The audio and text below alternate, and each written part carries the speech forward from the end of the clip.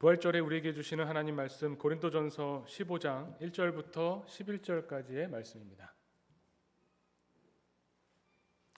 네. 맞다. 예. 제가 한 가지 알림사항 놓쳤네요. 오늘 또 부활절이라서 앞에 장식도 바꿨는데, 네. 바뀌었는지 잘 모르시나요? 우리 지난주까지 보던 거는 저 뒤쪽 편에 있고 오늘 또 새롭게 부활절 장식을 했습니다. 저도 그래서 최대한 하얗게 입으려고. 다들 흰 마스크 쓰셔서 좋네요. 대부분. 네, 부활절의 상징은 흰색입니다. 우리가 따로 제가 오늘 따로 로브나 스토를 하진 않았지만 우리 흰색 또 부활하신 주님에 대해서 우리 같이 기뻐하고 나누는 그런 시간 되면 좋겠습니다. 오늘 말씀도 그래서 부활 메시지 부활절 말씀 우리에게 주셨습니다. 고린도전서 15장 1절부터 11절까지 말씀 봉독하겠습니다. 형제들아, 내가 너희에게 전한 복음을 너희에게 알게 하노니 이는 너희가 받은 것이요 또 그 가운데 선 것이라. 너희가 만일 내가 전한 그 말을 굳게 지키고 헛되이 믿지 아니하였으면 그로 말미암아 구원을 받으리라. 내가 받은 것을 먼저 너희에게 전하였노니 이는 성경대로 그리스도께서 우리 죄를 위하여 죽으시고 장사 지낸 바 되셨다가 성경대로 사흘 만에 다시 살아나사 게바에게 보이시고 후에 12 제자에게와 그 후에 500여 형제에게 일시에 보이셨나니 그 중에 지금까지 대다수는 살아있고 어떤 사람은 잠들었으며 그 후에 야고보에게 보이셨으며 그 후에 모든 사도에게와 맨 나중에 만삭되지 못하여 난 자와 같은 내게도 보이셨느니라. 나는 사도 중에 가장 작은 자라. 나는 하나님의 교회를 박해하였으므로 사도라 칭함받기를 감당하지 못할 자니라. 그러나 내가 나된 것은 하나님의 은혜로 된 것이니 내게 주신 그의 은혜가 헛되지 아니하여 내가 모든 사도보다 더 많이 수고하였으나 내가 한 것이 아니요 오직 나와 함께 하신 하나님의 은혜로라. 그러므로 나나 그들이나 이같이 전파하매 너희도 이같이 믿었느니라. 아멘. 네, 오늘 부활주일 예배를 우리가 함께 드립니다. 우리 부활절 이 절기를 맞아서 이 부활절 행사도 있고 부활절 또 예배를 위해서도 많이 준비를 했습니다. 근데 부활절 예배를 준비하면서 말씀도 그렇고 또 찬송가도 그렇고 보면 부활절도 어떻게 보면은 우리 교회력 중에 부활절과 성탄절이 가장 큰 절기죠. 그래서 부활절도 부활절 찬양이 있습니다. 우리가 오늘 같이 부른 찬송가를 보면 부활절이 아닌 때 부르면 좀 어색합니다. 성탄절 찬양도 그렇죠. 갑자기 그 여름에 성탄절 찬양 부르면 좀 어색한 것처럼 부활절도 부활절 찬양을 부르면 이때가 아니면 언제 부르랴 해서 오늘 부활절 찬양을 많이 찬양하게 되었습니다. 부활절이 그래서 어떻게 보면 언제부턴가 절기로서 또 부활에 관한 것이 굉장히 어떻게 보면 우리에게 있어서 축소되어 있는 것이 아닌가 그런 생각을 해봤습니다. 예수님의 십자가와 또 순환에 대해서는 특히 사순절을 우리가 보냅니다. 사순절을 보낸다는 것은 40일 동안 예수님의 순환을 특별히 묵상한다는 거죠. 그리고 지난주는 고난주간으로 예수님의 십자가 고난에 더 집중해서 묵상했습니다. 그런데 부활절은 오늘 주일 한 번 예배드리고 나면 부활 본문이나 부활 찬송 부르기가 좀 어색한 게 참 아쉽습니다. 그렇다고 부활이 중요하지 않으냐? 그렇지 않죠. 십자가와 부활은 복음의 핵심입니다.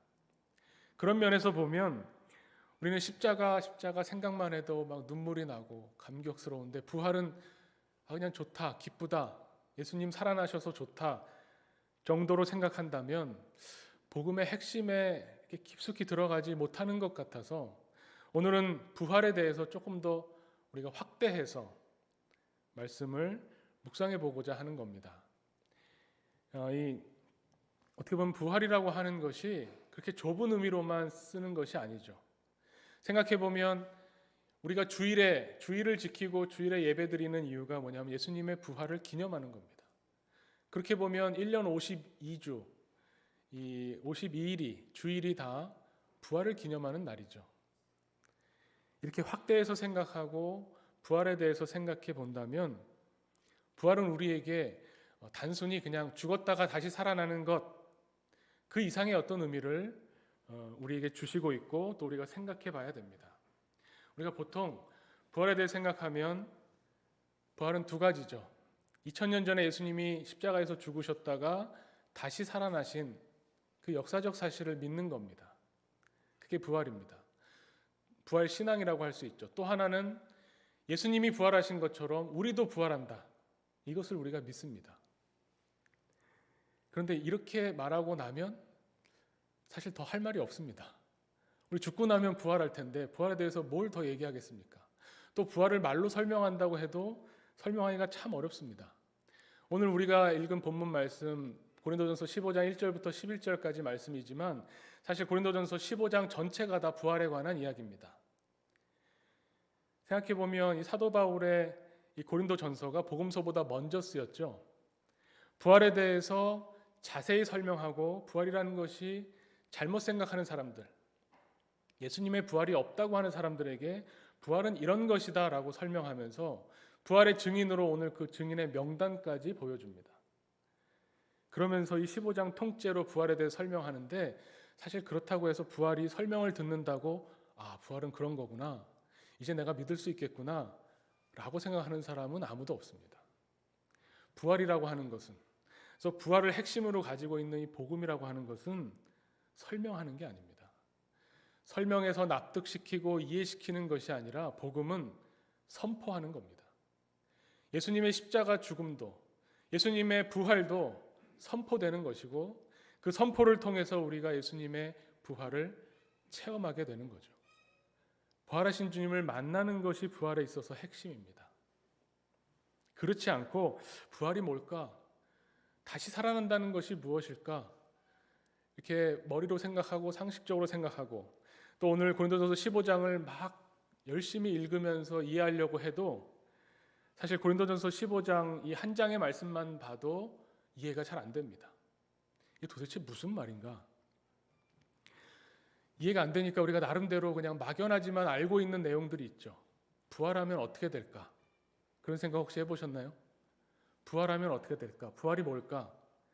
우리가 죽고 나면 예수님이 부활의 첫 열매가 되셨으니 우리도 부활할 것을 믿는데 그 부활하면 어떻게 될까요? 죽었다가 다시 살아나는 것, 보통 그렇게 생각한다면 여기에 대한 일반적인 사람들의 생각이 표현된 그 문학 작품이 있습니다. 하나 예를 들어 드리죠. 걸리버 여행기 아실 겁니다. 우리 걸리버 여행기 대부분 알고 계시죠? 걸리버가 어디 다녔는지도 아시나요? 보통은 소인국 알고 있죠. 사실 소인국만 다닌 것이 아니라 또 있습니다. 대인국도 갔다 왔습니다. 사람이 어마어마하게 큰 곳, 걸리버가 작아졌죠. 그걸로 끝나는 게 아니라 3편과 4편도 있습니다. 3편에 보면 하늘 위에 떠 있는 도시 이야기가 나옵니다. 그 도시 이름이 라퓨타죠. 또 거기만 간 것이 아니라 3편에 발리바르비, 럭넷, 지팡구 이런 데를 다녔습니다. 걸리버 여행기 생각보다 상당히 긴데 그 중에서 럭넥이라고 하는 곳에 갔더니 거기에는 어떤 사람들이 있냐면 태어날 때부터 죽지 않는 사람들이 태어납니다. 인구 비율상으로는 많지 않지만 어떤 아기들은 태어날 때 이미 죽지 않는 사람들로 태어나서 이 걸리버가 이 이야기를 듣고 너무 신기해하고 부러워합니다. 야, 사람이 죽지 않으면 얼마나 많은 일을 할 수 있을까? 본인 여행 가니까 여기저기 많이 여행 다닐 수 있겠구나 하는데 그런 걸리버의 반응을 보고 이 럭넥 사람들이 비웃죠. 죽지 않게 태어나는 것은 저주다 이렇게 이야기합니다. 이 사람들은 보통 사람들과 똑같이 나이를 먹습니다. 그래서 노화도 오고 병도 들고 똑같이 나이 먹는데 죽지를 않아요. 그래서 어떻게 법이 세워졌냐면 80이 넘으면 법적으로 죽은 걸로 칩니다. 안 그러면 자녀들이 유산도 물려받지 못하고 뭐 어떻게 할 수가 없으니까 죽었다 치고 그러면 그 이후부터는 계속 노화가 진행되고 계속 몸이 아프고 계속 살기 힘들지만 죽지를 않습니다. 아무도 부러워하지 않아요. 어떻게 보면 이런 이야기가 죽지 않는 계속 사는 것, 부활은 이런 것과는 다를 겁니다. 부활을 성경에서 말하는 부활은 단순히 죽음을 피하는 것, 죽지 않는 것, 죽었다가도 다시 살아나는 것, 그것을 말하는 게 아닙니다. 만약에 죽었다가 살아난다면 어떻게 될까요? 예수님 시대에 예수님이 나사로를 살려주셨죠. 부활이라고 하지 않고 소생이라고 합니다. 다시 죽었다가 살아난 몸으로 다시 살다가 결국 죽었습니다. 그렇다면 만약에 나사로가 그 병에 걸려서 죽었다가 다시 살아났으니 건강하게 살았겠죠. 그런 상상은 안 해보셨나 봅니다. 어떻게 살았을까? 다시 산다는 건 과연 뭘까? 이런 걸 생각할 때 또 상상력 있는 이 독일의 문학가가 또 이런 소설을 쓴 게 있습니다. 젊어지는 그물이라는 책이 있는데 여기에는 이 시간을 되돌려주는 젊어지는 그물이 있습니다. 거기에 사람이 들어갔다 나오면 다시 젊어지는 겁니다. 그래서 90된 할머니가 젊어지고 싶어서 여기를 찾아오셨어요. 그랬더니 거기 앞에 앉아있던 사무원이 그 할머니 이름을 찾더니 두꺼운 책을 하나 꺼내줘요. 그리고 뭐라고 하냐면 할머니, 여기 할머니 90평생의 일들이 여기 다 기록되어 있습니다. 한번 자세히 읽어보시고 들어갔다 나오시면 할머니 인생을 다시 사시는 겁니다. 근데 그 책에 나와 있는 대로 그대로 다시 사는 겁니다. 이렇게 이야기하는 거예요. 그래서 이 할머니가 이 책을 읽어봤어요. 자기 어렸을 때부터 어떤 일이 있었는지 쭉 읽다가 탁 덮더니 뭐라고 하냐면 이렇게 다시 살아야 한다면 아무리 오래 살아봐야 무슨 의미가 있는가? 난 젊어지지 않겠다. 그리고 돌아갔다는 거예요. 이 다시 산다고 하는 것이 우리가 생각하는 막연하게 그냥 좋을 것이다. 부활이라고 하는 것이 우리가 부활하고 나면 어떤 몸으로 다시 살까? 우리가 몸의 부활을 믿는데 어떤 몸으로 다시 산다고 생각을 하시는지 모르겠습니다. 가끔 그 죽었다가 살아난 사람들, 천국에 다녀왔다는 분들 이야기를 들어보면 이미 돌아가신 분들을 만나고 오죠. 그럼 그분들은 어떤 모습일까요? 저도 어렸을 때 그런 이야기 많이 들었습니다. 우리가 천국에 가면 혹은 주님이 오신 다음에 부활하면 어떤 모습일까? 되게 그런 분들의 증언을 들어보면 그 사람의 가장 좋을 때 모습이라고 이야기하죠. 혹시 들어보셨나요? 네. 못 들어보셨어요? 가장 좋을 때 모습이라고 이야기를 많이 합니다. 부활한 몸은 가장 좋은 몸이겠다 생각한다면 그러면 언제적 몸일까요? 저는 거기까지 생각했습니다. 언제가 내 몸이 가장 좋았나?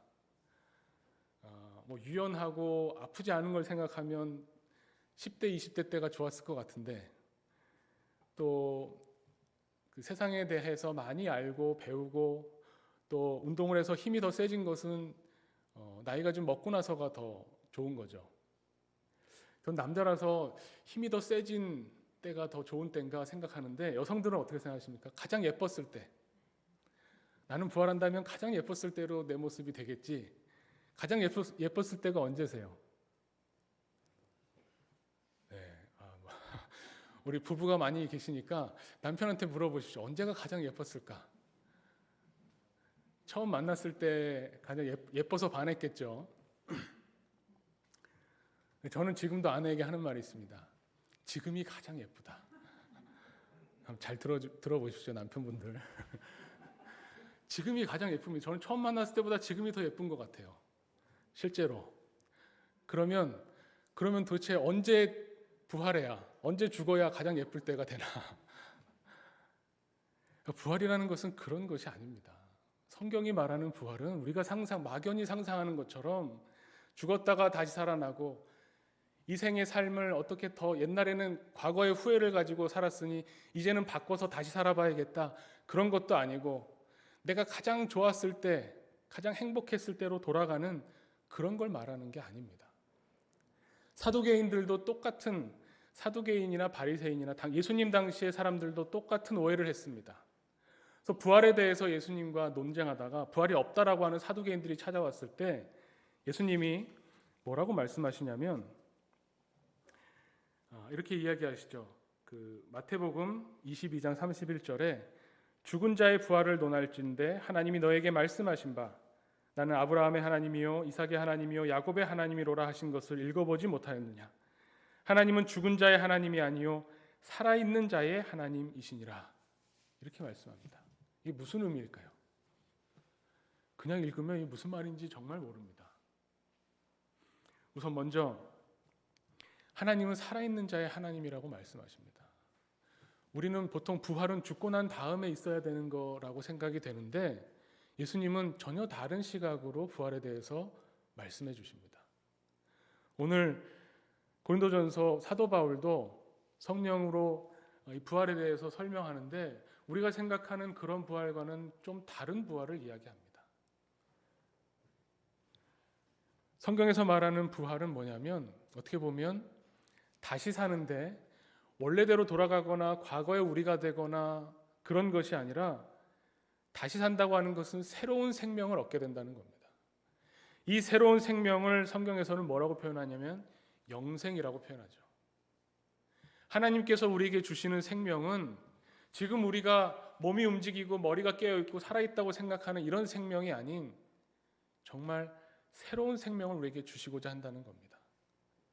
그 새로운 생명을 영생이라고 표현하는데 그 영생은 그냥 영원히 산다 이런 의미가 아닙니다. 요한복음 17장 3절에 이렇게 이야기하죠. 영생은 곧 유일하신 참 하나님과 그가 보내신 자 예수 그리스도를 아는 것입니다. 성경이 말하는 영생은 하나님과 예수 그리스도를 아는 것을 말하는 겁니다.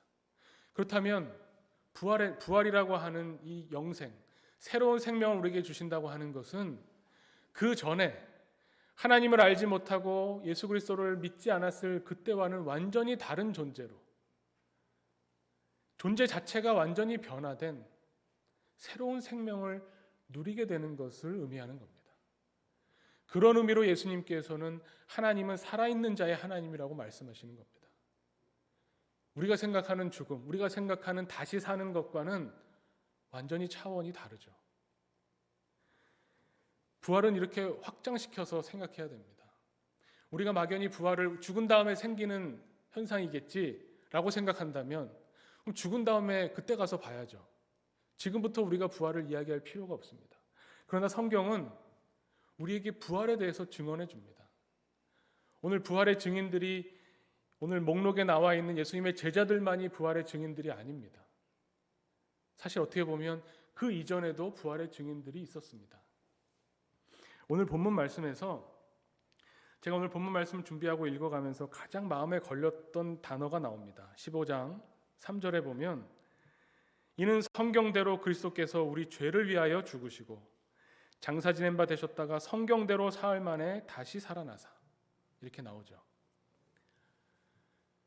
여기서 말하는 성경대로, 여기서 말하는 성경은 어떤 성경일까요? 물론 구약 성경입니다. 고린도전서 쓸 때는 복음서가 있지도 않았죠. 그렇다면 사도 바울은 구약의 성경에 예수님께서 죽으시는 것 그리고 예수님께서 다시 사시는 이 부활에 대해서 성경에 예언되어 있다고 이야기합니다. 우리는 이거 읽으면서 성경대로 예수님이 살아나셨구나 생각하는데 그럼 어느 구절입니까? 사도 바울이 성경대로라고 이야기했다면 그 성경 구절이 나오겠죠. 그 구절을 딱 집으실 수 있나요? 제가 주석도 찾아보고 자료도 찾아보고 여기서 말하는 성경대로의 성경이 도대체 어디를 인용한 건가? 우리 논문 써보신 분은 알겠지만 인용할 때 정확하게 인용해야 됩니다. 그냥 흘려서 얘기할 수 있는 것이 아닙니다. 그런데 그 주석에 나와 있는 이 구약 성경대로라고 하는 이 성경대로의 부분을 찾아보면 참 만족스럽지가 못합니다. 직접적으로 너에게 메시아를 보내겠다. 그 메시아가 너희를 위해 죽을 것이다. 그 메시아가 3일 만에 살아날 거다. 이런 구절은 없습니다. 성경에서 말하는 부활에 관한 증언, 성경대로 다시 사셨다고 하는 그 증언은 그런 형태로 기록되어 있지 않습니다. 그렇다면 구약의 부활에 관한 예언이 없는 건가요? 그렇지 않죠. 어떻게 보면 이 부활이라고 하는 것은 구약 성경 전체가 증언하고 있습니다. 하나님이 주시는 생명을 누리는 것, 이전의 삶과는 완전히 다른 사람으로 이 세상을 하나님의 생명을 누리며 살아가는 것이 부활이라면, 이렇게 부활의 의미를 넓힌다면 구약에 나오는 많은 하나님의 사람들이 이야기하고 있고 증언하고 있는 것이 바로 부활입니다. 나는 하나님의 사람으로 이렇게 살았다. 이것이 부활에 관한 증언이죠. 구약에는 수없이 많은 사람들이 이 부활에 관한 증언을 합니다. 정말 성경대로 예수님은 다시 사신 겁니다. 너무나 직접적으로 보면 예수님께서 표적을 보이라고 할 때 요나의 표적을 이야기하시죠. 요나 이야기를 읽어보면 요나가 입 밖으로 메시아가 다시 사신다 그런 말을 한 건 아니지만 요나가 삶으로 보여줬습니다. 하나님 말 안 듣고 배를 타고 도망가다가 풍랑을 만나서 바다에 던져졌습니다. 죽음과 같은 거죠. 죽은 줄 알았는데 물고기 뱃속에 들어갔다가 다시 물고기가 육지에 토해냈습니다. 이제 새로운 생명을 얻은 겁니다. 하나님이 어떤 분이신가를 그 물고기 뱃속에서 깊이 체험했다는 겁니다. 그리고 다시 살았죠. 엘리야도 그렇습니다. 이세벨이 죽이겠다고 할 때에 로뎀나무 아래 가서 하나님 날 차라리 죽여주십시오. 내가 죽는 게 낫겠습니다. 죽음을 체험하는 거죠. 그런데 하나님께서 천사를 보내셔서 음식물을 주시고 성경의 표현대로 보면 어루만져 주셨습니다. 다시 일어날 수 있는 힘을 공급해 주셨습니다. 그 힘을 얻어서 하나님의 산 호렙에 가서 하나님을 체험합니다. 미세한 음성으로 만나주시는 하나님을 체험하고 나서 그 이후부터는 하나님의 생명을 누리며 사는 겁니다. 부활 생명을 누리면서 살았다는 것을 성경이 증언하는 거죠. 그 증언 중에서도 가장 직접적으로 많이 표현된 것 중에 또 하나가 호세아서입니다. 이 호세아 선지자에 대해서 아실 겁니다. 호세아 선지자는 그 아내가 자꾸 도망을 가죠. 다른 남자가 좋다고 자꾸 도망가는데 쫓아가서 데려옵니다. 우리에게 일어나는 많은 괴로운 일들이 있겠지만 정말 가정 문제는, 이 배우자와 자식 문제는 정말 어떻게 할 수가 없습니다. 너무너무 괴롭죠. 이 호세아가 정말 죽을 만큼 괴로웠을 겁니다. 죽음을 체험합니다. 그러면서 이 아내가 아이를 낳는데 이 아이를 처음에 딱 보니까 이 아이가 내 아이인지 아닌지 모르잖아요. 그래서 이름을 뭐라고 짓냐면 사랑받지 못하는 애, 이렇게 이름을 짓는 겁니다. 호세아서에 보면 하나님이 그렇게 이름을 지라고 하셨죠. 둘째 아이를 딸을 낳는데 얘는 내 애가 아니다, 이게 이름이에요. 내 아이 아닌 아이, 이렇게 이름을 지어요. 얼마나 괴롭습니까? 죽음과 같은 겁니다. 그런 집에서 살아야 되는 겁니다. 그런데 하나님을 체험하고 나서 이스라엘 백성 앞에 가서 외칩니다. 하나님의 이 경험, 하나님이 괴로워서, 하나님이 우리를 너무너무 사랑하시는데 이 사랑하심으로 우리를 살려주시기 위해서 하나님이 일하시는 그 하나님을 체험하고 나서 하나님을 선포하는데, 호세아서 2장 23절에 이렇게 이야기합니다. 내가 나를 위하여 그를 이 땅에 심고 긍휼히 여김을 받지 못하였던 자를 긍휼히 여기며 내 백성이 아니었던 자에게 향하여 이르기를 너는 내 백성이라 하리니. 아이의 이름을 다시 바꾸는 겁니다. 너는 사랑받는 아이다. 너는 내 아이가 아니다라고 이름 붙였지만 아니다. 이제 너는 내 아이다. 너는 내 백성이다. 그렇게 선포하면서 뭐라고 말하냐면 그들은 이르기를 주는 내 하나님이시라 하리라. 이렇게 이스라엘 백성 앞에서 외치는 겁니다. 하나님께서 우리를 내 아이다, 내 백성이다 여겨주시면서 우리를 사랑하시고 우리를 구원해 주실 때 이제 그러면 우리는 완전히 다른 생명을 누리는 것이고 다른 삶을 사는 겁니다. 하나님은 나의 하나님이십니다 라고 고백하며 사는 삶을 사는 것이 바로 부활이죠. 이 부활은 그래서 설명해서 이해해서 교리를 믿는 것으로 부활을 이루는 것이 아니라 우리를 사랑하시는 하나님을 만날 때에, 우리를 사랑하셔서 십자가의 그 아들을 죽이신, 십자가의 죽음을 통해서 우리에게 하나님의 사랑을 확증해 주신 그 하나님을 비로소 알게 될 때에 그때 우리가 영생을 살게 되는 겁니다. 우리가 이것을 하나님의 사랑의 관점에서, 우리와 하나님의 관계, 하나님 우리를 얼마나 사랑하셔서 우리에게 베풀어 주시는 생명인가, 이것을 체험하고 이것을 누리기를 힘쓰지 않으면 예수님의 십자가와 부활은 그냥 교리가 되는 것이고 그냥 기능적으로 작동하게 됩니다. 우리 보통 교회 다니신 분들은 다 배우잖아요. 예수님의 십자가를 뭐라고 배웁니까? 우리 죄를 대신해서 죽으신 것. 예수님 부활을 뭐라고 배웁니까? 예수님이 죽음은 권세를 이기시고 다시 살아나셔서 우리도 부활할 거다. 우리가 부활하기 위해서, 우리의 부활을 위해서 주님이 다시 살아나셨다. 이렇게 배우죠. 굉장히 기능적인 겁니다. 그러면 십자가와 부활이 그냥 기능으로서 작동하는 거예요. 그래, 나는 죄인인데 십자가를 믿으면 내 죄사함을 받는 거지. 부활을 믿으면 나도 다시 사는 거지. 그렇게 따지면 그럼 죄가 먼저입니까? 아니면 십자가의 용서가 먼저입니까? 우리가 죄를 지었으니, 죄인이 됐으니 그 죄를 사하시기 위해서 십자가를 십자가를 통해서 우리 죄를 사해 주셨다. 우리는 이렇게 도식적으로, 기능적으로 생각하지만 성경은 우리에게 뭐라고 말씀합니까? 에베소서 1장 4절과 5절에 이렇게 이야기합니다. 곧 창세 전에 그리스도 안에서 우리를 택하사 우리로 사랑 안에서 그 앞에 거룩하고 흠이 없게 하시려고 그 기쁘신 뜻대로 우리를 예정하사 예수 그리스도로 말미암아 자기의 아들들이 되게 하셨다. 이렇게 이야기합니다. 죄보다 먼저 우리를 택하셨다는 겁니다. 하나님의 사랑은 우리가 죄를 지어서 할 수 없이 이거 용서해 주기 위해서 이 죄인들 어떻게 용서해야 되나 십자가를 통해서 이렇게 하면 용서가 되겠지, 이렇게 기능적으로 작동한 게 아니라는 겁니다. 우리에게 있어서 십자가 복음과 부활 복음은 하나님이 우리를 창세전에 택하시고 사랑하시고 우리와 관계 맺으시며 우리 안에서 우리와 함께 살아가기를 원하시는, 우리에게 주시고자 하는 이 생명에 대해서 이야기하는 겁니다. 우리 교회에 대해서도 비슷하게 생각하죠.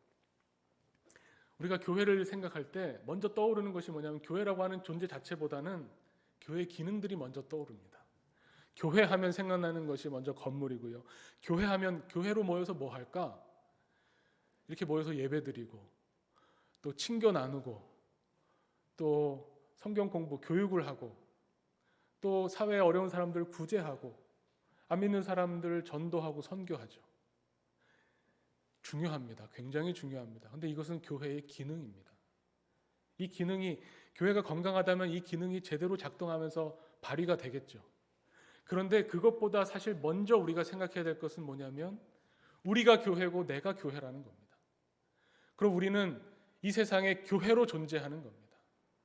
우리는 이 세상에서 교회로 살아가도록 부름받은 사람입니다. 기능은 그 다음 문제입니다.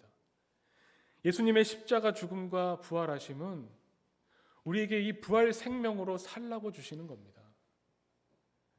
이것을 잘 작동시키라고 주시는 것이 아니라 이것은 우리가 살아야 되는, 하나님의 생명을 누려야 하는 그런 것으로 우리에게 주신 것이죠. 그래서 고린도전서 15장 말씀을 쭉 읽어보면 바울이 부활에 대해서 이렇게 저렇게 막 설명합니다. 몸으로 다시 태어나는 거 아니냐라고 생각하는 사람들에게 고린도전서 15장을 읽어보면 그런 이야기도 하죠. 15장 50절 뒤에 가면 혈과 육으로 하나님 나라를 이어받을 수 없고 또한 썩는 것은 썩지 아니하는 것을 유업으로 받지 못한다. 사람이 다시 태어난다, 부활한다라고 하는 것은 그냥 이런 현실 세계, 육적인 차원만이 아니고 영적인 차원을 포함한다는 것을 어렵게 설명합니다. 그런데 이렇게 설명하고 나서 그럼 뭐라고 마무리 지어야 될까요? 자, 부활은 이런 것이니 이 부활을 믿어라, 이렇게 말할 것 같은데 그렇게 말하지 않습니다. 부활은 교리로 믿는 게 아니기 때문에 그렇습니다. 맨 마지막에 사도 바울이 부활에 관한 설명을 다 마치고 뭐라고 하냐면 마지막 15장 58절에 이렇게 말합니다. 그러므로 내 사랑하는 형제들아, 견실하며 흔들리지 말고 항상 주 앞에 더욱 힘쓰는 자들이 되라. 이 말이 뭡니까? 이 부활을 믿어야 너희가 부활하니까 이 부활을 열심히 믿어라, 이게 아니라 이 세상을 살아갈 때, 지금 현재의 삶 속에서 지금 이 순간에 역사하시는 살아계신 예수 그리스도와 함께 주님의 일을 하면서 힘있게 살라는 겁니다. 부활은 죽은 다음에 일어나는 어떤 일이 아니라 지금 우리에게 일어나는 일입니다. 지금 우리가 누려야 되는 생명이고 지금 우리와 만나시는 살아계신 주님과 함께 이 세상을 살아가는 것을 성경은 부활이라고 말씀합니다. 그래서 성경대로라는 말을 계속 쓰는 겁니다. 예수님은 성경대로 죽으셨고 성경대로 살아나셨다. 이 구약 성경에서도 예수님의 부활을 증언하는 증인들이 얼마나 많은지 아느냐. 사도 바울이 또 자기가 아는 부활의 증인들을 이야기하죠. 우리는 그 사람들을 부러워할 것이 아닙니다. 야, 저 사람들은 부활하신 주님을 만나서 저렇게 열심히 전도하고 업적을 이루고 많은 교회를 세우고 성경에 기록되어서 대대손손 영광을 받는구나. 그런 게 아닙니다. 성경은 우리에게 말씀합니다. 바로 너희가 부활의 증인이다.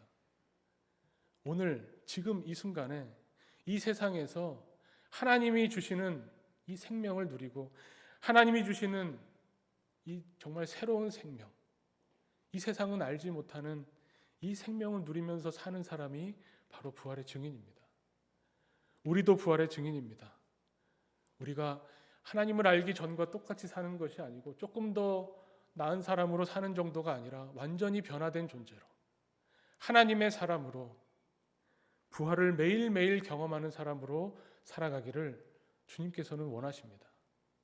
그래서 우리에게 이 권면의 말씀을 하는 거죠. 너희가 부활을 살아라. 주의 일에 힘써라.